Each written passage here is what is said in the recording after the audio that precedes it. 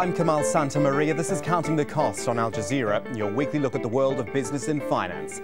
This week, a special in-depth look at Latin America, where they've never had it so good, from agriculture to wine and all to feed China's insatiable appetite. We're also in Peru, the fastest growing economy in Latin America, where Asia's demand for raw materials is transforming the landscape. And shop till you drop in Brazil, it's not all exports, as a growing middle class spends more and more. So welcome everyone to our final edition of Counting the Cost for 2011. Yes, we did the year in review show last week, but if you saw that, you would have noticed, amidst all the negative economic Euro news, were stories of growth. So we've decided to end 2011 on that same positive note. And to do that, we're turning to Latin America. For so long, a region plagued by economic troubles and poverty, constantly going cap in hand to the International Monetary Fund. But that's history. Now we're seeing a continent that's pulled itself out of the mire, thanks to the good fortune of minerals and oil, and is in fact now being courted by the IMF to help bail out the Eurozone. Now, that's not to say it isn't facing headwinds from the Eurozone crisis, in fact. Take a look at these growth numbers, just one indicator, but you'll see the trend quickly enough. First, Argentina, good strong growth this year and last year, but projected to fall back quite dramatically in 2012. Then Brazil, great growth last year, dramatic fall off this year, but expected to stay largely the same in 2012. All of which points to an overall picture of contraction across the region. But the key thing to remember is that it is all still in positive territory. There are no signs of recession and much better growth numbers than Europe and North America. So this show dedicated entirely to the economic stories of Latin America, and you'll already know that we have a great team of reporters across the region here at Al Jazeera English. Here are the ones featuring on Counting the Cost this week. We start with Lucia Newman, she'll report from Argentina. Mariana Sanchez is in Peru. Gabriel Elizondo is in Brazil, and also Frank Contreras will be reporting from Mexico. But let's start in Argentina, where our Latin America editor Lucia Newman explores the rise of South America and its reliance on China for exports. So far, but yet so close. China is dominating the landscape of Latin America, from Havana to Patagonia, displacing the once all-powerful United States. China's ferocious appetite for agricultural and industrial commodities has in fact dramatically changed the region's fortunes. In the last decade, the prices of commodities exported from Latin America have doubled and tripled, while the industrial goods it imports from China have become cheaper. This has allowed Latin America to have a positive trade balance, a strong accumulation of reserves in its central banks, and a growth rate that will surpass 6% this year. China's appetite for food has even modified Argentina's fertile pampas, the famous grasslands once overrun by grazing cattle. Now they produce soy for as far as the eye can see.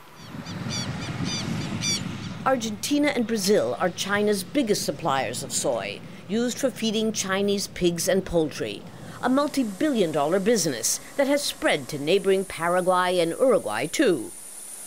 Latin America is now the second largest recipient after Asia of direct Chinese foreign investment. And not just to acquire soy or wheat or corn to feed its people, but also commodities to feed its industries. In the last decade, China has signed deals worth more than $100 billion in port, rail, and communications infrastructure, but especially in mining and oil. It's invested $10 billion alone in Brazil's state oil company Petrobras for Atlantic exploration. And recently, another $11 billion in Peru for gold and copper mining. Chile has seen bilateral trade soar, along with the price of its copper, thanks to China's insatiable appetite. But there are risks. The trade dynamic with China could turn into an economic dependence that could hurt the region.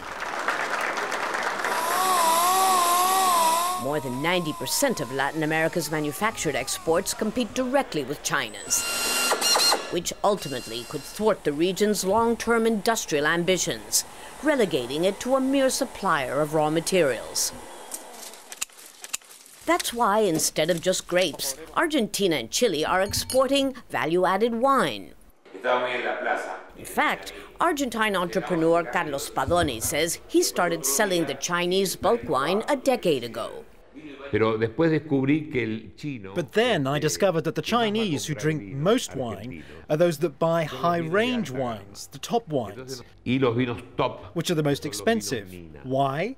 Because there are 360 million Chinese who can afford wine, and of those, 100 million are very rich, and they want to buy the best.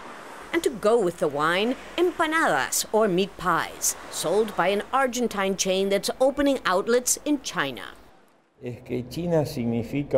China is an enormous market that didn't exist 20 years ago, and this reality favors Latin America. True, Latin America is experiencing the kind of economic stability and growth it's never known. The question is, will the region be able to avoid becoming simply a supplier of the fuel China needs to keep its economic engine running? And in addition to that report, Lucia sat down with Martin Rodrero. He is Argentina's former foreign minister, but also the former president of the country's central bank. This is her interview. Dr. Rodrero, thank you for taking the time to speak with us. I'd like to start by asking you the following. After decades of being in constant economic turmoil, it seems that now the shoe is on the other foot, that it's Latin America that is showing that it can hold its own in the face of global economic turmoil. How do you explain that?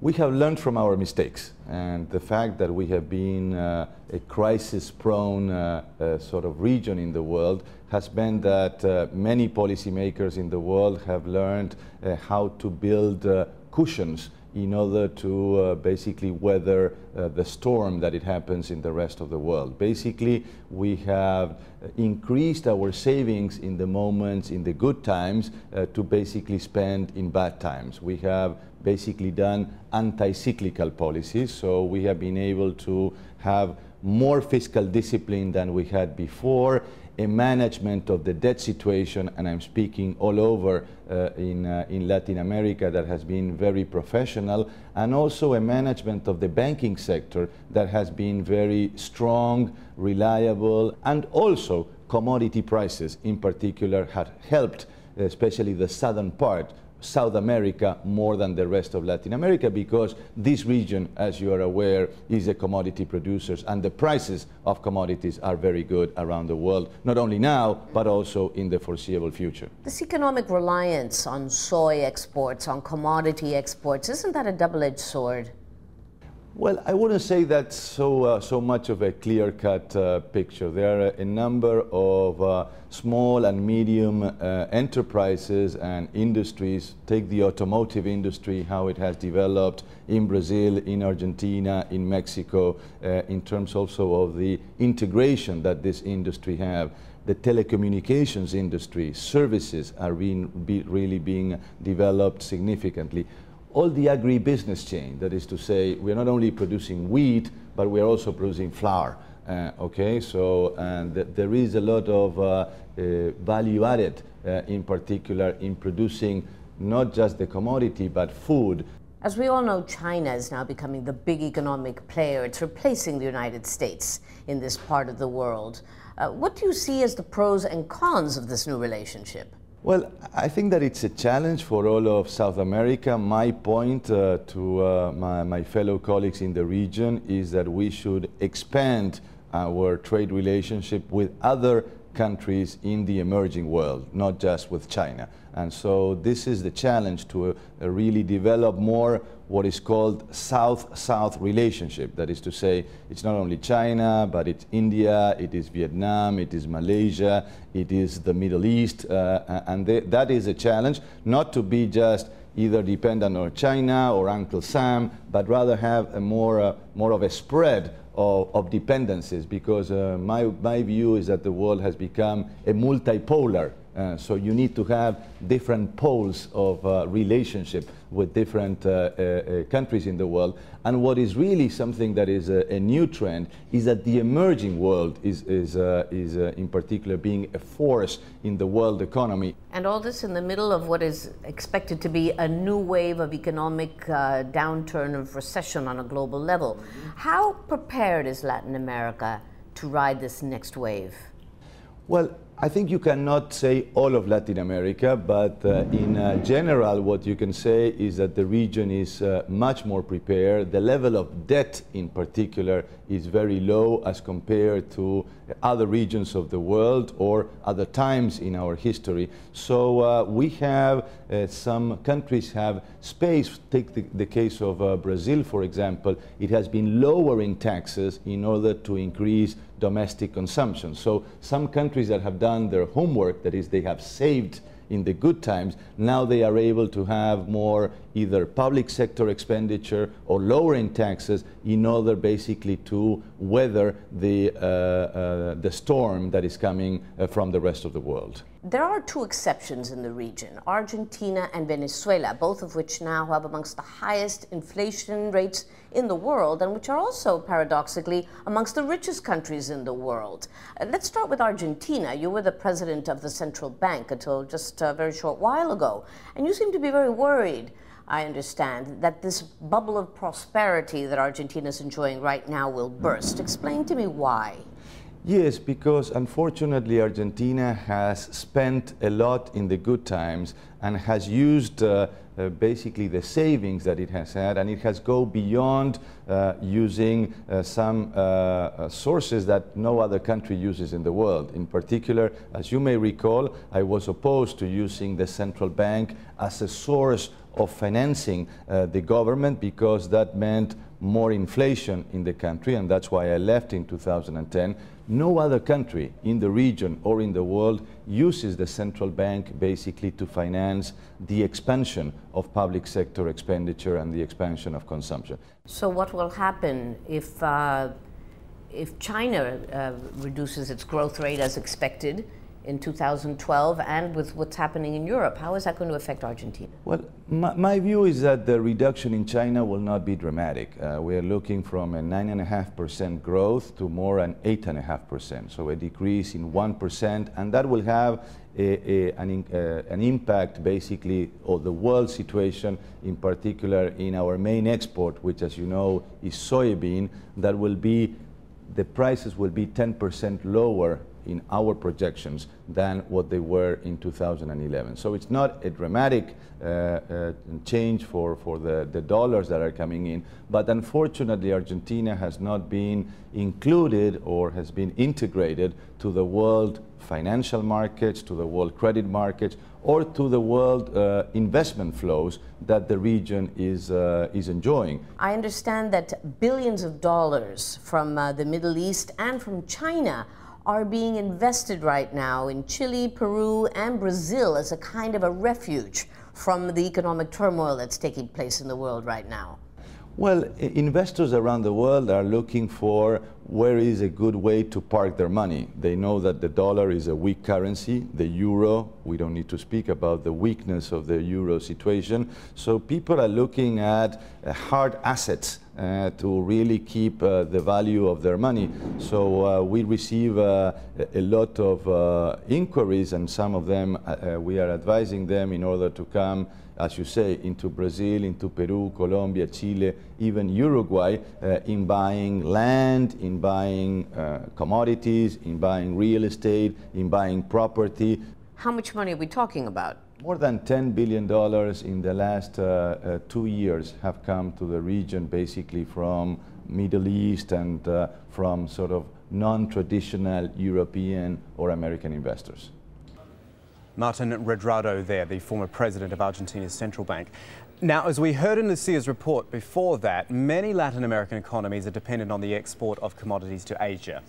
And it's that dependence that helped transform Peru into the fastest growing economy on the continent. What that means in reality is the landscape is changing, literally. Mariana Sanchez has this now, a town bought by a mining company so it can start digging beneath it.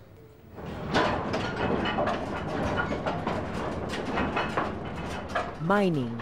It's one of Peru's most important industries. For centuries, indigenous Peruvians have sought the riches beneath the earth.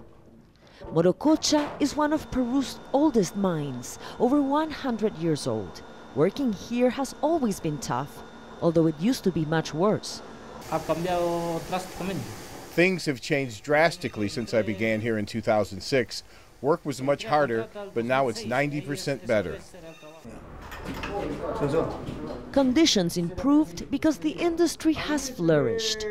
Mining has helped transform this South American nation from a country whose economy was ravaged by debt and inflation to a country with the fastest growing economy in Latin America. Peru's mines have become a paradise for investors. The government says in 2011, the mining sector received the largest annual investment in the country's history, $4.6 billion, an increase of 67% compared to the year before. And it continues to grow. It's become like the 19th century gold rush in the US. This map of Peru shows ongoing mining operations in the country. This is the town of Morococha. About 5,000 people live here, but in the next 7 months, everyone will be relocated. A mining company is buying out people's businesses and homes. They want everyone out because they want to exploit a mine that is right under the soil.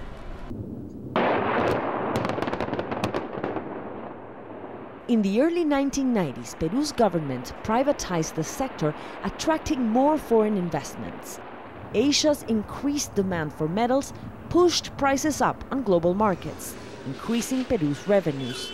Now China has become Peru's most important client. All of Southeast Asia demanded minerals to sustain their own growth. The demand increased, and that pushed up the prices. And since the US and Europe's economies are going up and down, other countries like China that can maintain demand continue buying the minerals at high prices. But as 60% of Peru's exports, like copper, silver and gold, depend on the international market, many critics say the economy is vulnerable to fluctuating prices. We're greatly dependent because our exports vary according to the international prices of minerals. But when mining is doing well and prices are good, the mining sector generates a great flow of currency into our country. The manager of a mine at the Morococha deposits says the company knows its income could fall, but he says they have taken appropriate measures. The businesses have already put together their infrastructure, construction and development for the mines. So if there was a decrease in international prices, we wouldn't have much trouble continuing to operate. For now, the investments are here to stay. At the Morococha deposit site, a new town is being built. This mountain is ready to be the next exploitation project. It will be sliced down by a Chinese company. This is one of hundreds of mine projects that may bring over $50 billion to Peru's economy in the next decade. To Brazil now, a country we often think of first when we think of the upswing of Latin America. It can be attributed to a lot of things, one of which, though, is its surging middle class and newfound consumerism, which is helping small businesses. In this report, Gabriel Elizondo goes shopping to the mall, in fact, but a mall where small business owners come to buy their products and finds business couldn't be better. The buses start rolling in early in the morning, filling the parking garage. Some come from very far away. I come here 2 or 3 times a month. It's a 10-hour bus trip, but it's worth it. Worth it for her and others who come to Sao Paulo's Mega Polo shopping center, who dig through the piles of clothes looking for deals. The mall is the largest of its kind in Latin America, and it's only open to small business owners who buy in bulk. Silvani Loyola Aquino owns a clothing store in a small town in the interior of Sao Paulo state, and she says her customers have more money in recent years and are hungry to buy. In my store for the past 5 years, my sales have grown from 20 to 30% a year. Brazil is a country of 190 million people.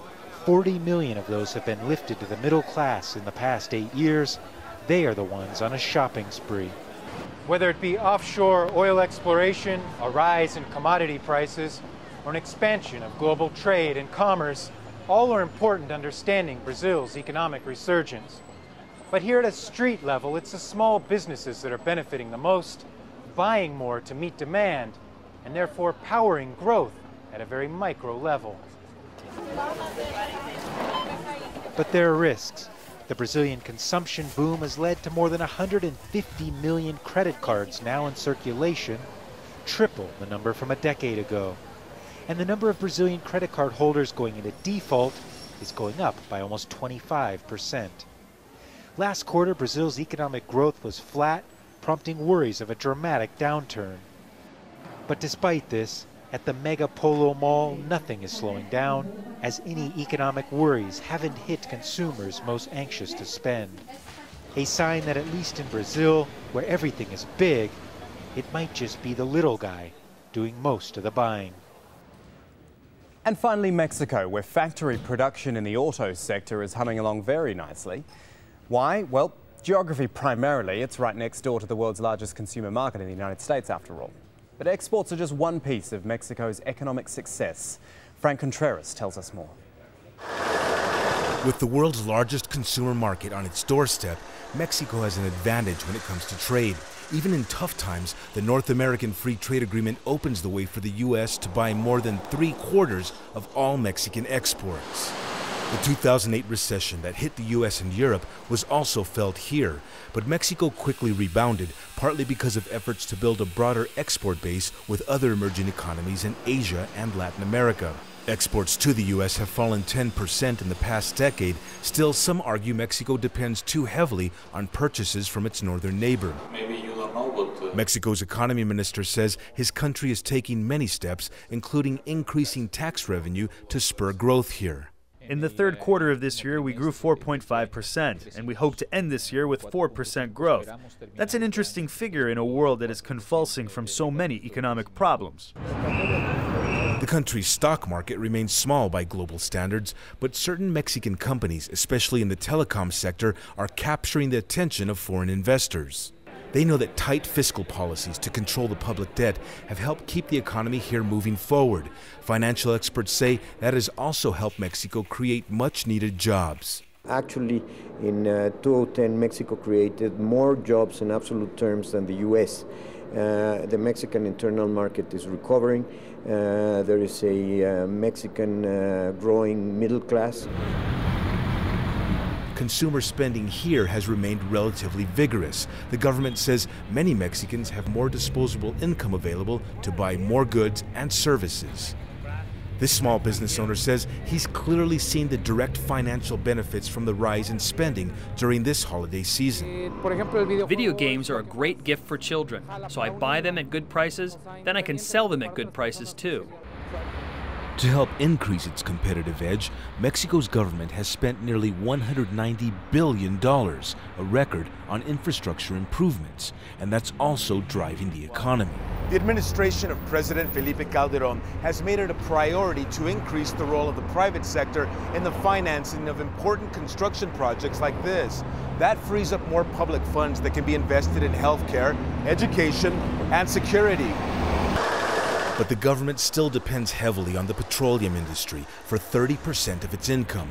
Analysts say that's problematic for Mexico because oil production has been falling in recent years. There is a list of things that can be done to help ensure better growth. Politicians have not pushed through the necessary reforms. We need better regulations for the labor market and the energy sector. Such changes would make our internal market even more dynamic. A presidential election scheduled for next year may likely delay important reforms. Still, there's hope here that the next president will continue with policies to grow the economy, and that eventually half the population that still lives in poverty will also come to share in the benefits of prosperity. And that is it for this week and indeed for 2011. A reminder, if you want to get in touch, I'm on Twitter at KamalAJE. So is our business editor at Abid Oliver Ali, all one word, or you can drop us an email, countingthecost@aljazeera.net. And over at aljazeera.com/business, you can click through to the CTC page. There are now 52 editions of the show up there from 2011. You can catch up on any of those whenever you'd like. So thank you for watching throughout the year and for all the feedback you sent us to. We really do appreciate it. I'm Kamal Santamaria from the whole Counting the Cost team. Have a happy new year. As ever, the news is next, right here on Al Jazeera.